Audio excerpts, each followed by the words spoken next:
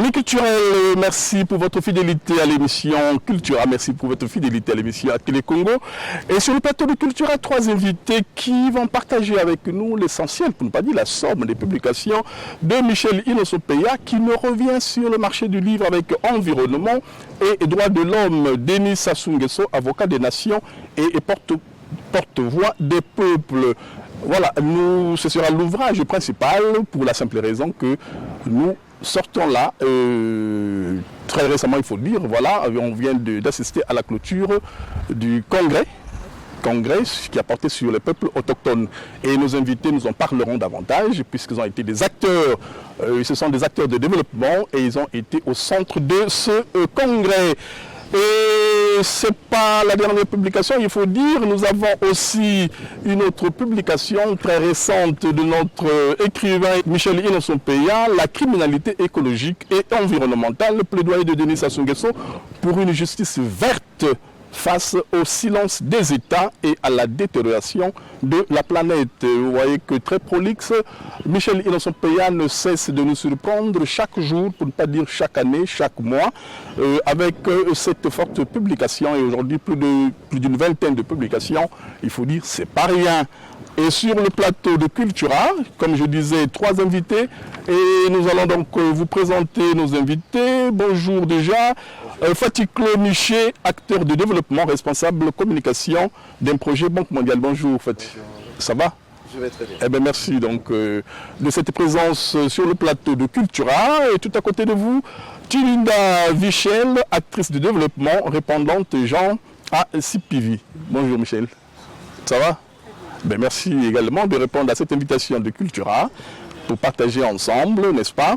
Nous avons dit la somme, l'essentiel de cette publication, mais également pour dire cette correspondance entre cet ouvrage et le récent congrès auquel vous venez de prendre part.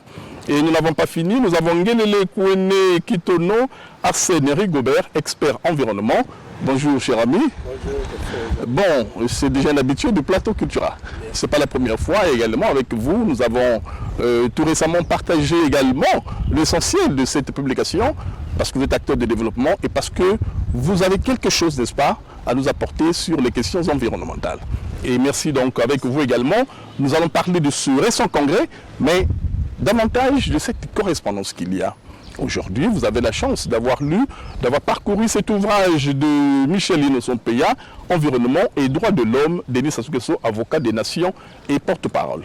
Mais substantiellement, nous allons dire un mot sur tel Michel Inosopeya. Il faut dire qu'il est commissaire colonel-major, originaire du Congo-Brazzaville, vous l'avez compris, de notre pays, docteur en sciences de gestion, option management financier de ULB, l'Université libre internationale de Bruxelles, c'est en Belgique, et il est titulaire d'un PhD en environnement et développement durable, école de commerce de Lyon, France. Et il est détenteur d'un diplôme d'expert en environnement et développement durable, et développement durable. Il est chercheur engagé et il est l'auteur de plus d'une vingtaine d'ouvrages. Nous l'avons mentionné dès l'entame de notre émission. Alors, chers amis qui sortaient de ce récent congrès qui a porté sur les peuples autochtones, ce titre, ou le titre de l'ouvrage de Michel Inosopeya devait vous interpeller, Environnement et droits de l'homme. Et dans les droits de l'homme, on sait, c'est tellement large, nous avons beaucoup de fenêtres, et parmi ces fenêtres, nous avons les peuples autochtones. Alors, nous avons l'unique dame que nous avons, et nous lui faisons l'honneur, n'est-ce pas, d'ouvrir le bal des réponses. Michel, qu'est-ce que ça vous dit, environnement et droits de l'homme? Denis Sassou Nguesso, avocat des nations et porte-voix des peuples de Michel Inosopeya. C'est un coup de chapeau d'abord en tant que jeune actrice de développement que je jette sur le docteur Michel Inosopeya. Lorsque moi, je lis cette Bible, je suis flattée, mais j'aimerais que les jeunes lisent vraiment ce livre-là, ceux qui sont passionnés de l'environnement, mais au-delà de cela, tout cela qui respire, parce que l'environnement, ce n'est pas seulement question de la passion, c'est question de la vie. Donc tous ceux qui vivent doivent être intéressés. Alors cet ouvrage même a tout un rapport, comme vous le disiez, premier congrès qui s'est passé à Kintelé des peuples autochtones des bassins forestiers. Lorsque vous rentrez, vous parcourez les chapitres, surtout son chapitre 1 et 2, vous vous rendez compte que l'auteur est vraiment un chercheur, c'est-à-dire il nous avait précédés. C'est comme on dit dans un autre jargon, les prophètes. Ils précèdent, ils vous disent l'avenir. C'est pour moi un peu ce que c'est que cet ouvrage. Il nous a dit l'avenir, il nous a peint le contexte de l'environnement, des droits humains, dans le contexte de la place des peuples autochtones. Il nous a révélé tout le soubassement de la question. Ben, merci. C'est subtilement dit et très bien dit. Et venant d'une dame très intelligente, il faut dire, j'en suis très flatté. Merci. Merci déjà pour ce partage. Arsène, et vous sortez, comme j'ai dit, vous sortez du congrès, peuples autochtones, et depuis longtemps vous travaillez sur ces questions. Aujourd'hui, nous avons ce regard croisé, environnement et droits de l'homme, et finalement, ce congrès très récent, qu'est-ce que ça vous dit? Quel est le partage aujourd'hui que vous pouvez faire? Merci beaucoup. Je pense que on dit souvent qu'il faut rendre à César ce qui est à César. Il faut rendre à César ce qui est à César. La nature n'a jamais été injuste et la nature ne se trompe jamais. Puisque quand j'ai lu, j'ai essayé de parcourir l'ouvrage. L'image qu'il y a sur l'image du président de la République. Donc son engagement tant sur le plan national qu'international n'est plus à démontrer. Pourquoi je le dis? C'est le 16 avril de cette année que la communauté internationale a pris une résolution sur le boisement et le reboisement. Vous savez que nous avons le programme national d'afforestation et de reboisement. Mais puisque nous parlons de l'environnement, l'environnement est transversal, qui tient compte de plusieurs secteurs. Et à l'environnement, il y a l'être humain qui est au cœur. L'être humain au cœur et les peuples. Mais les peuples dont on parle, nos frères et sœurs, les peuples autochtones, qui sont au cœur de la gestion durable et la conservation de la biodiversité. Donc il n'a fait que le docteur Innocent Peya n'a fait que traduire à travers l'écriture ce qui se passe, ce qu'il voit et ce qu'il constate. Mais n'oublions pas que nous avons depuis la loi 33 du 17 novembre 2023 sur la gestion durable de l'environnement que je souhaite que tout le monde puisse s'approprier. Et nous avons une loi sur la loi d'orientation sur le développement durable. Vous savez que nous sommes dans l'agenda 2030 de l'Union africaine des Nations Unies et l'agenda 2063 de l'Union africaine. Ça, on ne peut pas aussi oublier. J'ai toujours dit que on dit que mon peuple périt par faute de connaissance. Donc là-dedans, il y a tellement beaucoup de choses. J'ai retrouvé l'Assemblée générale des Nations Unies sur les questions des autochtones. Le premier pays en Afrique centrale d'avoir pu promulguer une loi sur les populations autochtones. C'est toujours le président de la République qui est le premier écologiste, comme on le dit, au niveau, sans exagérer, au niveau continental. Vous voyez la force des idées et la mise en œuvre, l'application de ces idées. Donc, sur l'environnement aujourd'hui, nous pouvons nous sentir très à l'aise parce que nous avons un cadre juridique où il y a eu comment ce qu'on appelle la contribution de toutes les parties prenantes, dont parmi lesquelles nos frères et sœurs autochtones qui sont là. Nous avons le plan de convergence de la première fois de la Commission des forêts d'Afrique centrale 2015 à 2025. Donc vous allez voir, tout est là. L'axe numéro 1, harmonisation des politiques environnementales et forestières. Donc, pour mettre le lien et l'acteur qui nous a produit un bon document et comment ce qu'on appelle le grand visionneur écologiste, qui est le président de la République, je pense qu'il y a de la matière, comme disait Madame Michel, Tibinda. Oui, mais nous devons mettre à la disposition des jeunes, des enfants. Ça doit être même dans le curricula. Pourquoi je le dis? De tout le temps, on nous parle de l'éducation à l'environnement, l'éducation au développement durable, l'éducation au changement climatique. L'éducation et la formation font partie des infrastructures de base. Nous devons pousser les jeunes à avoir la culture de la lecture pour puiser des bonnes choses qui sont là, qui peuvent les éclairer. Donc, je pense qu'avec ce qui vient de se passer, vous voyez que lorsqu'on a eu le temps d'échanger avec nos frères autochtones, vous savez que le Forum international des peuples autochtones d'Afrique centrale, le siège est au Congo, à Infondo, qui devient une agence d'exécution de la communauté économique digitale Afrique centrale. Qui est au cœur? C'est toujours le président de la République. D'accord. Donc cette loi de 2011 qui donne l'importance, c'est pour ça que ces autochtones sont venus à titre de reconnaissance pour dire merci pour votre vision éclairée. Dans le remerciement, nous n'allons pas passer outre sans en parler. Nous avons eu 2 sommets des 3 bassins, 2011 et 2023. Ça se passe à Brazzaville. C'est à cause qu'ils ont dit non. Nous devons aller repartir. C'est ça qui a fait qu'ils puissent convaincre les autres bassins pour dire il y a telle chose, telle chose, telle chose. Mais pourquoi pas aller là où il y a le centre, en fait, voilà. Le socle. Donc la personne qui comprend, c'est le numéro 1 de la République. Et il a été aussi le porte-parole des changements climatiques pour l'Afrique. Donc tout ça là, que nous mettons, ça c'est ce qu'ils appelaient à titre de reconnaissance. Ces autochtones, nos frères qui sont venus avec l'ambassadeur Kapoko et autres, sont venus rencontrer Madame la ministre en charge de l'environnement, du développement durable et du bassin du Congo, qui est secrétaire exécutif de la commission climat du bassin du Congo, pour acquérir quelques orientations. Et c'est ce qui a été fait. Ils sont passés aussi par le ministère de la Justice et des Droits humains. Ils sont passés aussi par le ministère de l'économie forestière. Donc voilà un peu le contenu, mais je pense que c'est quelque chose qu'on doit vulgariser. Et pourquoi pas traduire ça dans les langues? Oui.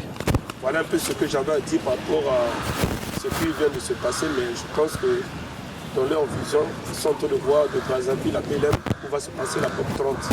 Ça va se passer dans un des bassins, des 3 bassins. Environnement et droits de l'homme, Denis Sassou Nguesso, avocat des nations et porte-voix des peuples. Un ouvrage de Michel Inonso-Paya à Paris aux éditions Tropique Littéraire, c'est à Paris. Et il faut dire que c'est, comme dit, un volume de 286 pages et c'est beaucoup de choses. Il faut dire, nous avons un chapitre introductif qui porte sur les principes relatifs aux droits de l'homme et à l'environnement. Voilà, au total, nous avons 8 chapitres et une conclusion. Alors, Fatiklo Miché, je mentionnais que vous êtes acteur de développement et responsable de communication d'un projet, donc de Banque mondiale. Vous avez eu le bonheur, il faut dire, de parcourir ce livre. Alors, qu'est-ce que vous aurez marqué, n'est-ce pas, votre attention? Et s'il y a un chapitre qui a vraiment frappé votre attention, sur lequel vous aimez partager? Alors, déjà, j'aimerais dire que ce livre est une pépite. Et en le découvrant, vous avez parfois du mal à dormir parce qu'il faut, page après page, vous découvrez, page après page, vous découvrez. Et c'est vraiment, je crois que c'est peut-être même un livre qu'il faudrait mettre au programme. D'accord. Vous savez, parfois on parle de d'autres autochtones sans parfois les connaître. Mais ce livre vous permet de découvrir des personnes que vous n'avez pas l'habitude de côtoyer. Vous voyagez avec l'auteur. D'accord. Et c'est ce que je découvre un peu dans ce livre. C'est un voyage que je fais en lisant ce livre. C'est un acteur, lorsqu'il parle, c'est vraiment un écrivain, lorsqu'il parle des autochtones, on a l'impression que vraiment il nous emporte dans ce voyage et on va tous ensemble, on découvre au fur et à mesure que l'on lit ce livre. Et je crois que c'est parce qu'il a compris que pour le changement, ce sont des acteurs majeurs. Ce sont des acteurs majeurs pour le changement climatique. Et il faut vraiment comprendre qu'ils ont les connaissances un savoir-faire que nous n'avons pas et un savoir-faire aussi culturel que peut-être nous avons perdu, nous qui sommes peut-être dans les villes, que nous avons perdu. Et dans ce livre, on nous rappelle un peu le rôle important qu'il joue, qui est un rôle non négligeable. Bien au contraire, qui est un rôle qu'il faut vraiment rehausser, propulser, en parler, dialoguer, échanger avec eux pour prendre aussi ce que nous avons dû mettre de côté, qui est peut-être le savoir traditionnel. Parce que ces peuples maintiennent aujourd'hui ces forêts, maintiennent aujourd'hui cette biodiversité par leur savoir-faire. Et on nous a encore rappelé au niveau, lors du congrès, que l'autochtone a une place primordiale dans le changement climatique et joue un rôle important, non négligeable. Et moi, personnellement, c'est l'un des points phares que j'ai eu à épingler durant ce congrès. Et surtout dans ce livre, parce que tout le livre, je dis bien, c'est un voyage. C'est un voyage. Chaque page est un voyage et qui nous emporte vraiment à une connaissance. Peut-être, c'est vrai que je côtoie ces peuples, mais en lisant ce livre, j'ai vraiment appris encore et j'ai vraiment eu le besoin encore d'aller encore un peu plus proche d'eux. Il approfondit la recherche déjà, et puisque là vous avez, il faut dire déjà, quelque chose d'une Bible, glossaire, voilà. Alors, c'est bien de dire toutes ces choses, il faut dire également, grâce également à ces publications, je disais, plus d'une vingtaine aujourd'hui, des publications qui portent sur les questions totalement environnementales. Et puisque nous l'avons mentionné, que lui-même c'est un chercheur, n'est-ce pas, un expert des questions environnementales. Et cela a valu à Michel Innocent-Peya une reconnaissance, une grande reconnaissance internationale. Et nous allons ensemble avec vous partir de l'autre côté, poursuivre ce qui s'est passé tout récemment du côté de Genève. Du côté de Genève, où on célèbre tous le 13 mai de chaque année les droits de l'homme. Et Michel Innocent-Peya a pris part à cette grande messe, il faut dire internationale, qui a porté sur les droits de l'homme. Et avec cette reconnaissance, nous allons suivre un extrait du couronnement, du récent couronnement de Michel Innocent-Peya à Genève. Genève, une ville extraordinaire avec un relief particulier, fait de montagnes et offrant une vue large sur le Mont Blanc et le lac Léman. Centre mondial de la diplomatie et du secteur bancaire, la ville abrite également le siège de la Croix-Rouge et de l'Office des Nations Unies. Et c'est justement au Palais des Nations que le 10e anniversaire de la Déclaration universelle des droits de l'humanité est célébré le 13 mai 2025 en présence d'un parterre de personnalités issues du monde politique, économique, social, sportif, diplomatique et autres, venus de plusieurs pays d'Europe et d'Afrique, tels Patrice Trovoada, ancien Premier ministre de Sao Tomé et Principe, Bruno Foch, président de la Commission Affaires étrangères de l'Assemblée nationale française, l'écrivain-chercheur congolais Michel Innocent-Peya, Corinne Lepage et Christophe Giovannetti, respectivement présidente et secrétaire générale de la Déclaration universelle des droits de l'humanité, Gila Clara Kessous, ambassadrice de la paix de l'UNESCO, et la liste des invités de marque n'est pas exhaustive. À l'ouverture de cette conférence, Christophe Giovannetti a tenu à éclairer le public sur la différence entre la Déclaration universelle des droits de l'homme adoptée par l'ONU en 1945 et la Déclaration universelle des droits de l'humanité qui célèbre aujourd'hui son 10e anniversaire. Dans la Déclaration des droits de l'homme, vous n'avez pas le monde animal. Dans la Déclaration des droits de l'homme, vous n'aviez pas le changement climatique, vous n'aviez pas l'environnement, vous n'aviez pas les générations futures. La Déclaration universelle de l'humanité, c'est quelque chose qui est de son temps. C'est quelque chose qui est adapté à notre époque, à nos enjeux. On a des enjeux sécuritaires, vous avez des enjeux de santé, vous avez des enjeux de pollution, vous avez les enjeux d'océan. Et qu'il faut que le maximum de gens, le maximum d'États comprennent que c'est l'avenir de l'humanité qui joue. C'est cette différence qui explique la multitude des thématiques développées au cours des tables rondes animées par plusieurs experts. Jeune génération, sport, environnement et les droits de l'humanité.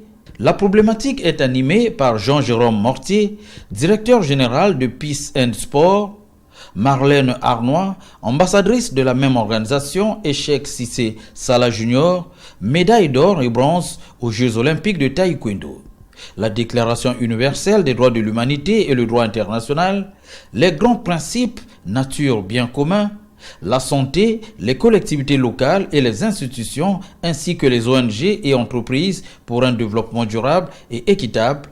Voilà autant de sujets sur lesquels les participants à ces festivités ont été édifiés, et cela pour un monde meilleur et plus juste. À noter qu'à la faveur des 10 ans de la Déclaration universelle des droits de l'humanité, plusieurs personnalités sont élevées au rang d'ambassadeurs de cette institution, avec à la clé la remise des diplômes par la responsable de la Déclaration universelle des droits de l'humanité.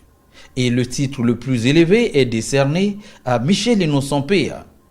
L'écrivain-chercheur congolais a reçu la médaille Environnement Paix, une prestigieuse récompense à travers laquelle la Déclaration universelle des droits de l'humanité exprime sa reconnaissance vis-à-vis du gigantesque travail littéraire abattu par Michel Innocent Péa aux côtés du président Denis Sassou Nguesso, ceci pour la sauvegarde de l'environnement mondial.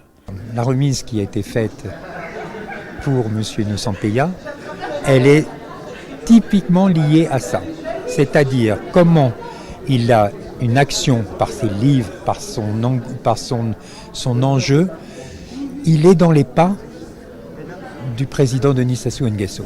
Il a suivi ses pas et donc il est un interlocuteur aujourd'hui le plus fiable pour parler du bassin du Congo et c'est pour ça qu'on lui a donné ce titre, cette distinction, parce qu'elle est totalement méritée.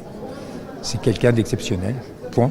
Une distinction totalement méritée, rappelle Christophe Giovanni, et l'heureux récipiendaire Michel Innocent Péa, montant au créneau, affirme qu'à travers sa personne, c'est tout le bassin du Congo qui est honoré.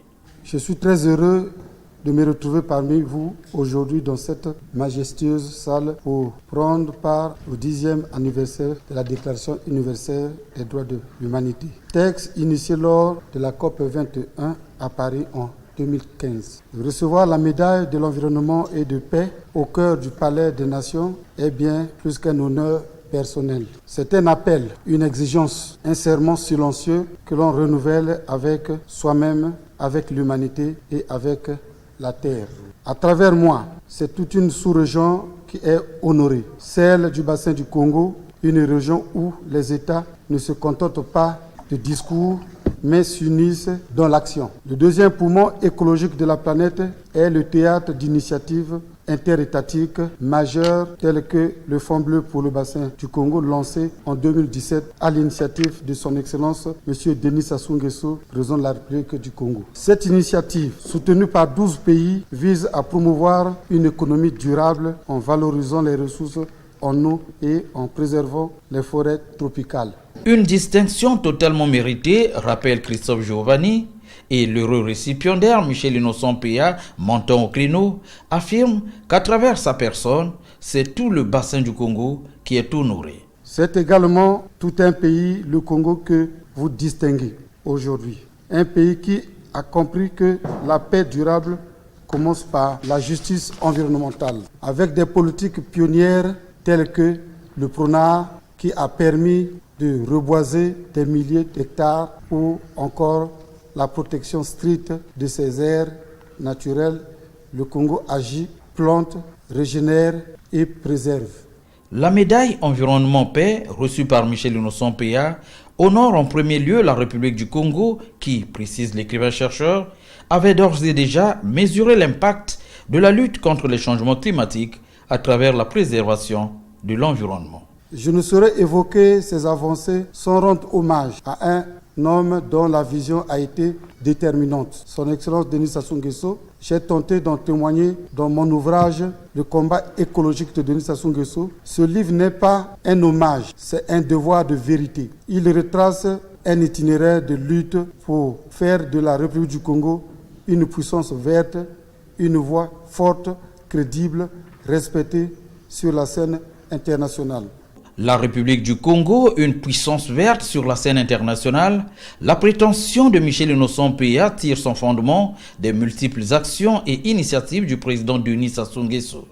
Leader engagé, il a su placer les questions environnementales au cœur de l'agenda national et international. En tant que président de la commission climat du bassin du Congo, il a lancé l'initiative de la décennie mondiale de la forestation, appelant à la mobilisation collective pour restaurer les écosystèmes forestiers. Par ailleurs, son engagement en faveur de la paix s'est manifesté à travers des actions diplomatiques visant à résoudre des conflits régionaux, notamment en Libye, où il a œuvré pour la réconciliation nationale. C'est ce cap qu'il m'a transmis, c'est ce cap que j'ai fait mien. Je marche dans ses pas à ma manière, avec mes ouvrages, la discipline, le terrain et la plume. Mon dernier ouvrage, intitulé « Environnement et droits de l'homme » en témoigne. Il s'agit bien de celui-ci, de la version française et anglaise, qui vient de paraître.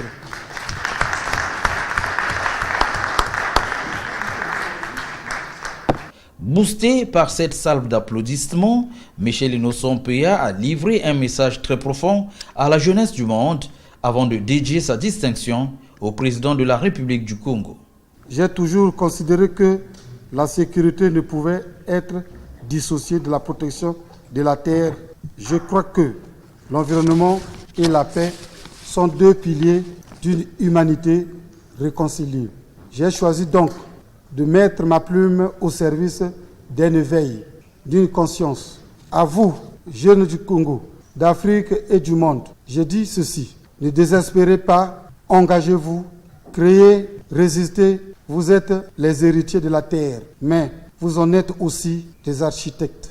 Je dédie ainsi cette médaille ici à son Excellence Denis Sassou Nguesso, qui depuis des décennies se consacre sans relâche à la cause de la paix et de l'environnement. Ne baissez pas les bras, ne vous découragez pas, car votre combat inspire et l'histoire saura un jour vous en rendre justice.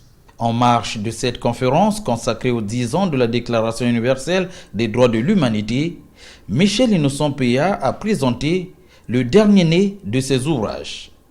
Environnement et droits de l'homme, Denis Sassou Nguesso, avocat des nations et porte-voix des peuples, ce livre de 290 pages, édité par Tropique Littéraire à Paris en version française et anglaise, est une nouvelle interpellation de l'auteur à la communauté internationale pour une action urgente et efficace. Une action menée depuis des lustres par le président Denis Sassou Nguesso, comme en témoignent ses personnalités. Il n'y a pas de droits de l'homme sans les droits de l'humanité. Et nous sommes concernés en premier lieu parce que aujourd'hui la dégradation de l'environnement, surtout dans nos pays, notamment en Afrique, est la conséquence du manque de solidarité du reste du monde, notamment des nations industrialisées, et qui en fait sont les principaux responsables et nous présentent la facture. Donc il est important que nous soyons présents dans ces forums-là pour faire entendre notre voix. Vous savez que, Sao Tomé et Principe, nous venons de la même région que le Congo. Nous avons, en la personne du président Sassou Nguesso, un moteur, quelqu'un qui vraiment se bat depuis des années pour la préservation de notre forêt, pour que nous soyons reconnus comme étant un élément fondamental de l'écosystème mondial.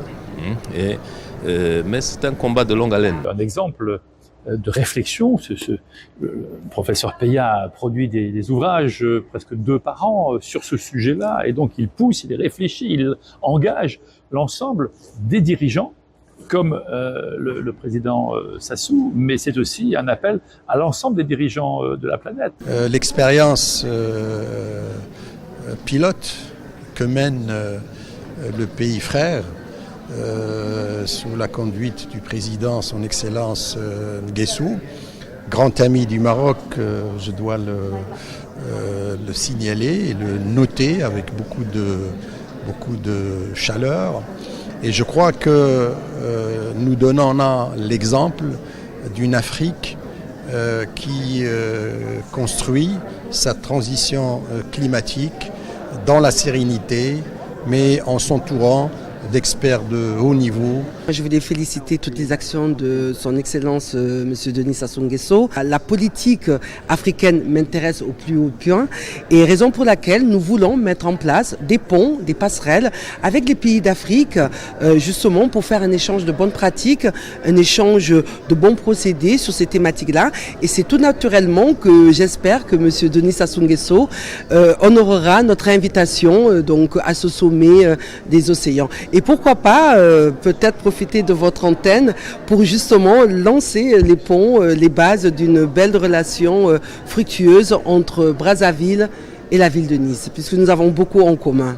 Outre le chapitre introductif sur les principes cadres relatifs aux droits de l'homme et à l'environnement, cette nouvelle publication de Michel Innocent Peya comporte 8 chapitres, à savoir Denis Sassou Nguesso face au sort des peuples autochtones dans la dynamique mondiale de protection des droits humains et de l'environnement, Denis Sassou Nguesso, défenseur des pays en détresse face aux catastrophes naturelles, Denis Sassou Nguesso, avocat des États en danger face au réchauffement climatique, rapport de l'homme à son environnement, substrat du devoir de protection, du recours aux droits fondamentaux pour la protection de la nature, le rôle du droit dans la protection de l'environnement, l'interaction entre l'environnement et le droit de l'homme, enfin, la protection des droits humains face au changement climatique vers une meilleure justiciabilité. Merci beaucoup donc pour cet extrait que nous venons de suivre et je retiendrai simplement cet appel, il faut dire finalement cette invite de Michel Innocent Peya à l'endroit de la jeunesse qui dit il faut poursuivre, n'est-ce pas, ce combat, poursuivre les combats, ne baissez pas les bras, il faut aller de l'avant et c'est une grande invite, il faut le dire. Et nous retrouvons également cette invite dans Environnement et droits de l'homme et aussi dans la récente publication que nous avons mentionnée qui porte bel et bien sur la criminalité écologique et environnementale, plaidoyer de Denis Sassou Nguesso pour une justice verte face au silence des États et à la détérioration de la planète. Et pour dire un mot substantiel sur la 4e couverture, donc le condensé qui nous rend compte de l'ouvrage sur la criminalité. Voilà, c'est un extrait que je vais lire. Plus que jamais, nos sociétés et nos économies nationales actuelles doivent trouver les réponses adéquates face aux attaques environnementales dans le monde et à l'économie informelle. Un consensus international se développe désormais pour identifier l'économie informelle, tant celle liée aux mafias, aux activités criminelles ou hors la loi. À la hauteur de la 5e économie mondiale, celle-ci pourtant n'est représentée ni à l'Organisation des Nations Unies, ni aux conférences sur le climat, ne connaît pas de tête identifiée. L'économie traditionnelle infiltre parfois les réseaux d'innovation et que ces mécanismes de financement, voire de blanchiment, utilisent des chemins, des outils organisationnels et financiers de plus en plus complexes et très subtils. Voilà, c'est un extrait de la 4e de couverture qui porte sur l'ouvrage la criminalité écologique et environnementale, plaidoyer de Denis Sassou Nguesso pour une justice verte face au silence des États et à la détérioration de la planète. Et nous revenons sur l'ouvrage qui est donc au centre de nos échanges aujourd'hui, Environnement et droits de l'homme. Sassou Nguesso, avocat des nations et porte-voix des peuples. Alors, nous continuons dans nos partages. Qu'est-ce que on peut retenir d'autre? Quel partage vous pouvez encore nous faire? Alors, j'aimerais parler, mais permettez-moi de lire un extrait. Ah ben oui, allez-y. Une partie qui m'a intéressée. Oui. Alors, c'est quelle page déjà? L'auteur, on est sur la page 35, chapitre... la page voilà, 35 page 35, déjà, okay. Oui. Je l'ai surligné là. Deuxième paragraphe, troisième, oui. Voilà. Je vais lire un peu plus haut. Cet article pose ce problème et présente la reconnaissance et l'intégration des savoirs climatiques autochtones dans les politiques climatiques comme une ressource importante pour la lutte contre les changements climatiques en Afrique centrale. Dans la première partie, les auteurs proposent une typologie des savoirs climatiques des chasseurs, pygmées et des pasteurs nomades Mbororo C'est juste des groupes Bien sûr, oui, bien sûr, voilà. oui. Dans la seconde, il constate l'indifférence des politiques climatiques au savoir climatique autochtone. Et dans la troisième partie, il décrit en fait un peu ce chapitre-là. Dans la troisième partie, il discute des approches possibles de leur utilisation dans la lutte contre les changements climatiques en Afrique centrale. Ce qui suit m'attire. Les peuples autochtones d'Afrique centrale, ne sont pas à l'abri du réchauffement climatique. Qu'il s'agisse des chasseurs, donc des pygmées, ou des pasteurs nomades bororo, ils subissent de plein fouet les effets des changements climatiques. Toutefois, loin d'être des victimes résignées des menaces climatiques, ils font partie des acteurs dont la valorisation des savoirs peut contribuer à la prise de décisions favorables à la lutte contre les changements climatiques. En tant que dépositaires de savoir climatique, ils doivent faire partie de la solution au lieu d'être exclus du champ d'action climatique. Ça dit tout du premier congrès. Merci. Ouais. Merci beaucoup pour ce partage et la lecture de cet extrait. Je vois déjà Arsène Ngelele déjà acquiescer de la tête. Un commentaire, Arsène? Je pense que l'auteur ne s'est pas trompé. C'est comme disait mon frère qui est à ma droite, chaque page c'est un voyage. Oui. Et il a traduit dans les faits, à travers l'écriture.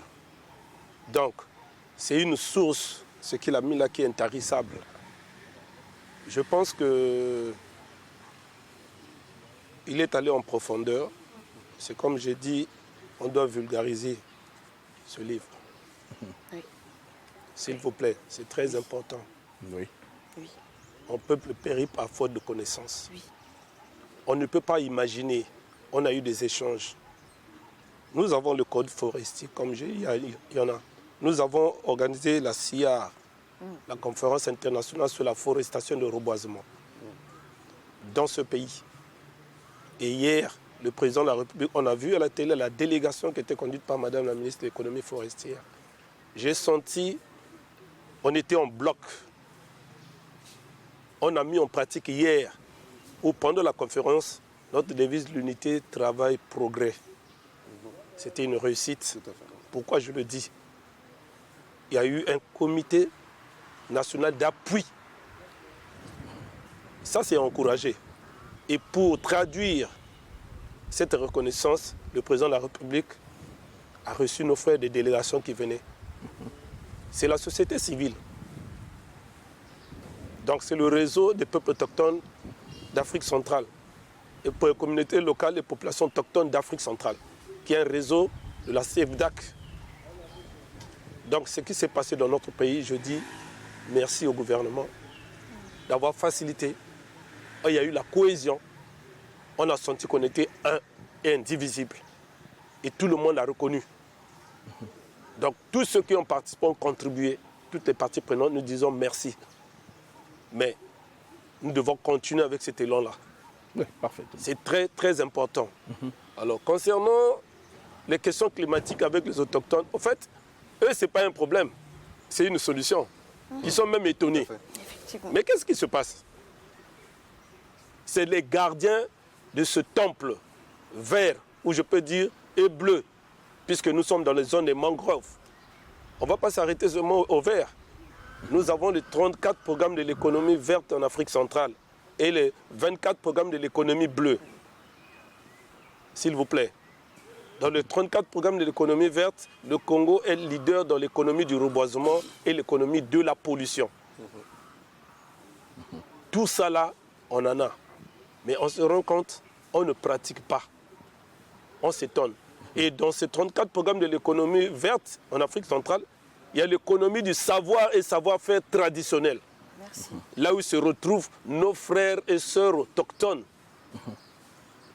qui détiennent la solution durable. Comme je dis, les changements climatiques les étonnent. Pour se dire, mais qu'est-ce qui nous arrive? N'oublions pas que la cause est anthropique. Donc c'est l'être humain. C'est l'être humain. Et ils ont même dit le fait qu'il y ait la résolution du boisement et reboisement, ils ont dit mais le président de la République pense à nous. Leur habitat écologique, c'est où? C'est la forêt. Donc, quand vous détruisez, le taux de déforestation au Congo est tellement faible. Mais on a la politique de boisement et de reboisement. Donc c'est pour leur dire que non, je suis avec vous et je continue toujours à vous encourager. C'est à cause de ça qu'ils ont dit, et on doit le remercier. Vous voyez les présents qu'ils ont fait. Mais l'artisanat autochtone, ils l'ont prouvé. Donc voilà un peu, en quelques mots, ce que je retiens. Mais les changements climatiques, nous sommes déjà au lancement de la CDN de 3.0. Vous savez que c'est chaque 5 ans la révision de la contribution déterminée au niveau national. Par rapport à l'accord de Paris, où le Congo, à la COP 21, s'est bel et bien engagé. Donc, je tends toujours la main et je dis toujours à la presse, ne vous mettez pas à l'écart. Aujourd'hui, on est devant les caméras. Notre frère, sauf Gérard, l'émission c'est Cultura. Mais c'est la culture. Bien sûr. C'est notre identité. Bien entendu, oui. Est-ce que vous voyez? Donc, c'est très, très important dans l'écriture, dans ce que nous faisons. Donc, nos frères autochtones, pour la reconnaissance qu'ils ont eue par rapport à notre président de la République et tous les acteurs et les actrices qui animent ces départements de l'environnement, développement durable du bassin du Congo, de l'économie forestière, et jusqu'au peuple autochtone et jusqu'au ministère de l'Intérieur. Voilà l'ambiance qui a un peu régné dans les préparatifs. Je pense qu'on a atterri. Et aujourd'hui, je pense qu'il y a aussi, on a prévu hier, ils étaient visiter le siège de la commission climat du bassin du Congo, qui est un organe de l'Union africaine. Et il y a aussi la radio et télé du bassin du Congo, d'où la presse. Il y a un espace qui leur sera réservé. Voilà. Et le planting aujourd'hui, pour clôturer cet événement. Je pense que c'est encore encourager le président dans ce qu'il s'est lancé dans cette bataille verte et bleue. Voilà.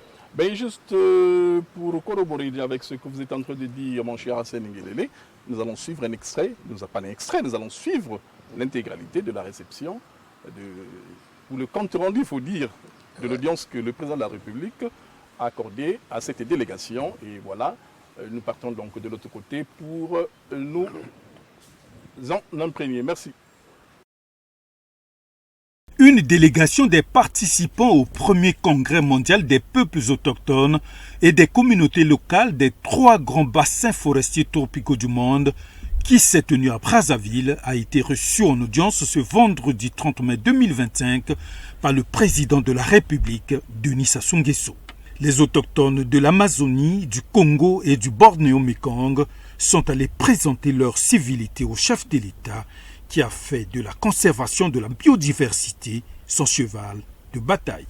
Nous venons de rencontrer le président de la République et chef de l'État, qui n'est pas seulement champion de la conservation des écosystèmes de la biodiversité et des forêts tropicales, mais aussi de la promotion des droits des peuples autochtones. Vous savez bien sûr que Brazzaville, la République du Congo, est déjà le berceau de plusieurs résolutions, de plusieurs événements historiques. Si nous prenons les 2 sommets de bassins forestiers du monde, c'est ici, à Brazzaville, dans notre pays, en 2011 et en 2023. Et c'est sous le leadership du chef de l'État. S'il faut tenir compte également des aspects des peuples autochtones, c'est le tout premier congrès des peuples autochtones de bassins forestiers du monde. Cette délégation a également informé le président de la République sur les points essentiels qui ont fait l'objet du congrès de Brazzaville. Il faut noter que la tenue foncière, cela veut dire les droits des peuples autochtones sur la terre, pour garantir la bonne gestion de la biodiversité des écosystèmes forestiers, était vraiment au premier plan de nos échanges avec des recommandations concrètes. La stabilité des peuples autochtones sur les terres garantit directement l'exercice des pratiques traditionnelles. Vous savez qu'il y a les liens entre la culture, les pratiques des peuples autochtones et la nature. Et ça, c'était un élément important. Le savoir traditionnel. Le savoir et les sciences et les pratiques traditionnelles des peuples autochtones était le deuxième point et nous avons essayé, nous avons développé, nous avons fait des recommandations par rapport au maintien de ces savoirs traditionnels. Pour votre gouverne, la déclaration de Brazzaville sera portée à la COP30 qui se tiendra au Brésil par le chef de l'État Denis Sassou Nguesso qui a fait un don du livre à la découverte du Congo au fil de l'eau aux membres de cette délégation. Merci, donc nous venons là de suivre l'audience que le président de la République a de vous donner donc, à la délégation du peuple autochtone et nous revenons sur nos échanges avec les amis acteurs du développement, donc des acteurs sur le développement. Mais déjà tout à l'heure je mentionnais la criminalité écologique et environnementale, plaidoyer de Denis Sassou Nguesso pour une justice verte face au silence des États et à la détérioration de la planète.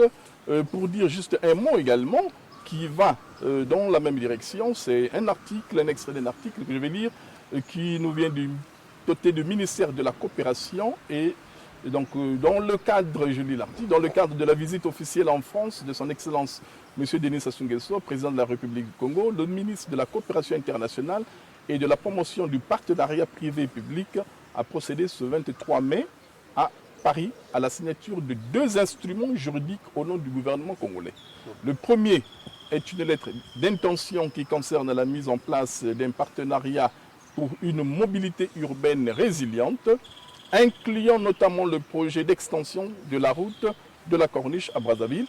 Ce projet structurant s'inscrit dans la stratégie du gouvernement visant à améliorer la fluidité du trafic urbain et à renforcer les infrastructures routières dans la capitale. Et le deuxième, donc le second instrument, est une lettre d'intention portant sur le renforcement de la lutte contre la criminalité environnementale qui prévoit la création à Brazzaville d'une école nationale à vocation régionale, dénommée Académie de lutte contre la criminalité environnementale. Cette initiative s'inscrit dans l'engagement du Congo à protéger ses ressources naturelles et à contribuer à la sécurité environnementale sur le continent africain. Vous aurez donc compris que c'est le second, n'est-ce pas, instrument qui nous intéresse davantage et certainement un commentaire sur la signature de cet instrument. Arsène, Michel? Oui, bon, effectivement, je crois que le Congo a un pas en avant, c'est une vision assez grande et large à ce sujet. Et j'aimerais plonger un peu dans le document du docteur Innocent Péa, qui pour moi a parlé en avance de ce qui s'est passé hier, du premier congrès. Toujours sur cette page 35, les peuples autochtones doivent faire partie de la solution au changement climatique. C'est parce que vous possédez des savoirs traditionnels de vos ancêtres, les valeurs importantes de ces connaissances ne peut tout simplement pas et ne doit pas être sous-estimées. Vous êtes également indispensable pour trouver des solutions aujourd'hui et demain. Vous voyez, il a emboîté le pas sur quelque chose qui n'était pas encore engagé. Et pour moi, c'est fort. C'est un voyage aujourd'hui qui se concrétise, mais qu'il avait déjà fait auparavant. Vous voyez, c'est ce qui me fascine un peu avec le docteur quand on lit cet ouvrage. Il savait, on a l'impression qu'il savait en avance qu'il fallait vraiment une collaboration et une prise de conscience des différents peuples autochtones et ensemble se réunir pour ensemble avoir un impact plus fort. Mais c'est bien dommage qu'aujourd'hui ce livre n'est pas vraiment vulgarisé. Eh bien, ça se fait. Et progressivement, déjà votre partage s'inscrit dans cette vulgarisation. Naturellement, ce partage s'inscrit dans cette vulgarisation. Et je pense que vous également, en tant qu'acteur de développement, vous avez cette mission de partager la substance de ça. Chacun de nous est porteur, n'est-ce pas, est porte-voix. Chacun de nous est acteur de cela. Tout à fait. C'est une invite même aux ONG. Voilà, bien sûr. qui militent pour les Et peuples vous, autochtones travaillez et dans pour ces ONG. l'environnement. Vous êtes au centre de ces ONG. Vous savez, les questions de l'environnement aujourd'hui, il n'y a aucune partie prenante qui doit être mise à l'écart. Naturellement. Toutes les parties prenantes. Tout à fait. Les jeunes, les femmes. Société civile. Donc, tout ce monde-là est mis à l'époque. Et le secteur privé qui doit être au cœur aujourd'hui. Eh oui, Parce que les pollueurs, il faut le dire. voilà. Il y a même, on est en pleine transition énergétique. Il y a des projets de plantation par-ci, par-là. Donc le problème, comme on dit, nous réclamons toujours cette justice climatique. Le problème, ce n'est pas nous. Par exemple, dans le bassin du Congo, c'est un puits de carbone. Effectivement. Nous avons les tourbières entre les deux Congos. Donc, qui en termes de réserve de stock de carbone, mais c'est des milliards de tonnes de carbone que nous devons, on dit, nous devons protéger, oui, mais il faut qu'il y ait l'alternative. Capitaliser. C'est comme on parle de la biodiversité, la conservation, oui. Il ne faut pas que ça, on se fait piéger dans le mot conservation, on dit bon, on bloque tout et on n'a rien. Non. On n'a rien. On doit se développer. Aujourd'hui, le concept doit évoluer. Effectivement. S'il vous plaît, le concept doit évoluer. Et ça, nous devons, je dis toujours de tendre la main au quatrième pouvoir qui est la presse, les médias, de vulgariser. C'est très, très important. Vous voyez que nous avons tous ces documents, ces ouvrages que nous avons. Mais c'est des messages qui sont là. Donc sur les questions de climat, ça nous ne pouvons pas passer outre. C'est même le combat. La justice climatique n'est que normale. C'est même spirituel. Pourquoi nous allons garder pour ne pas avoir quelque chose? Non. Donc nous avons les questions du tourbière aujourd'hui et que nous devons regarder en fait. On doit mettre des centres de formation. On va mettre de tout. Merci beaucoup, donc, mon cher ami Hassen Ngelele. Il faut dire également, vous parlez donc de tout ce que vous venez de dire. Ça se résume aussi avec ville verte, environnement et assainissement des villes. Okay. Cheval de bataille de Denis Sassou Nguesso, toujours chez l'éditeur Tropique Littéraire Paris. Nous avons la gestion des océans face au changement climatique. Entre les mots. Vous l'avez mentionné, défis et enjeux de la vision verte et du combat écologique de Denis Sassou Nguesso, toujours chez l'éditeur Tropique Littéraire Paris. Nous avons le bassin du Congo, monde sans lui, monde sans vie. C'est très beau, hein, c'est un très beau titre, il faut le dire. Et là, c'est chez l'Armaton, toujours Michel Inosompeya. Nous avons 10 années d'afforestation mondiale, initiative écologique de Denis Sassou Nguesso au profit de l'humanité. Également les éditions L'Armaton. Alors, puisque nous sommes là déjà au terme de nos échanges, chers amis, un dernier mot qui peut aussi être le commentaire d'un des titres. Je commence par, voilà. Alors, moi j'aimerais bien prendre ce livre. Oui. Et relire encore le titre parce que c'est un titre qui interpelle. Le bassin du Congo. Monde sans lui, monde sans vie. Je crois qu'aujourd'hui, le Congo devient une plateforme centrale sur toutes les questions liées au climat et la biodiversité. L'importance aujourd'hui du travail que le docteur Innocent a fait, il est énorme. Et encore, avec l'appui de Monsieur le Président de la République, nous voyons aujourd'hui la biodiversité et les populations autochtones prendre de la valeur et prendre vraiment leur place, la place qu'ils méritent réellement. Et c'est vraiment à encourager. C'est vraiment des ouvrages uniques et qui sont utiles à tout Congolais. Merci. Tibinda, Vichel Tibinda, actrice du développement. Merci, Monsieur Sauve Gérard, pour ce très beau moment. Je rebondis plutôt sur votre note, sur l'article ou l'ouvrage qui va paraître. Oui. J'ai entendu quelque chose, je vais encore le relire tout à l'heure, sur, je pense que c'était une invite de la création, sinon la mise en place d'une école. Voilà. J'ai pas bien. Une académie. L'académie, deuxième et le second instrument. Et tout mon être s'est secoué. Parce que la transformation passe par la connaissance. Et la connaissance passe par l'éducation, l'information. C'est de dire au président de la République, à tous ces acteurs-là derrière cette initiative, si ça peut voir le jour, on va donner à la jeunesse, à cette génération future, un instrument sur les mains pour agir. Parce que quand vous enquêtez le terrain, très souvent, la connaissance nous manque. Elle est quelque part, mais on n'a peut-être pas la force d'aller chercher ou on n'a pas d'outils à portée de main.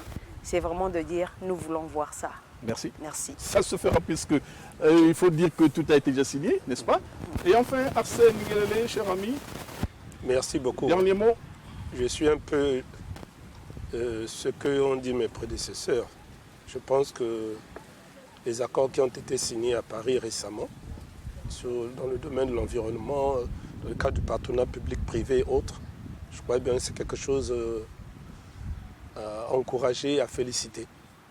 Et que, si je peux dire quelle est ma prière, mon souhait, que ça soit traduit dans le fait et que nous puissions avoir les moyens nécessaires afin de rendre cet outil-là opérationnel pour que les jeunes, vous savez que c'est l'année de la jeunesse, puissent avoir cette opportunité de trouver un cadre d'échange et de la connaissance afin que ça soit traduit dans le fait. La première ressource, c'est les ressources humaines. La deuxième, c'est les ressources naturelles. Les ressources financières, c'est à la fin. Il faut avoir la qualité des ressources humaines est très très importante. Donc il faut qu'il y ait un cadre pour former et distribuer cette connaissance. Mais sans exclure ceux qui n'ont pas le stylo dans les mains. Parce que nos frères autochtones dont on parle, ils ont le savoir et le savoir-faire. Il y a tout un programme sur l'accès au partage des avantages, les connaissances endogènes aujourd'hui, qui est encouragé.